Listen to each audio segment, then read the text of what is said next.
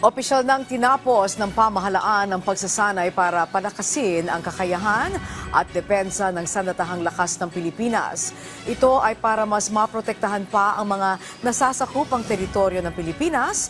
Ang detalye sa sentro ng balita ni Patrick De Jesus. Yes, Patrick. Angelic, matapos ang halos 3 linggong pagsasanay, natapos na ang Balikatan Exercises 2025.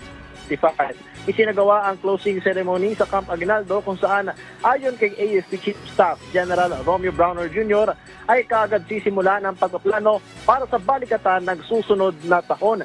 Binigyang din ni Defense Secretary Gibo Teodoro ang kahalagaan ng pagsasanay kasama ang ating kaalyado at iba pang katuwang na bansa. Sa mga isinagawang pagsasanay sa tema ng full battle test, ang Integrated Air and Missile Defense System at Counter Landing Exercise sa Palawan, Zambales, Cagayan at iba pang bahagi ng Hilagang Luzon. Ipinadala rin ng US para sa balikatan dito sa bansa ang Marine Air Defense Integrated System o MADIS at yung Navy Marine Expeditionary Ship Interdiction System o yung Nemesis Missile System. Samantala, Angelic, hindi na alarma at hindi na ikinagulat ni Teodoro ang pangharas ng mga barkong pandigma ng China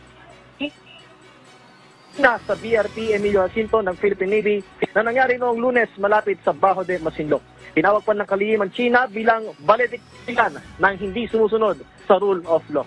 Angelic. Okay, maraming salamat, Patrick De Jesus.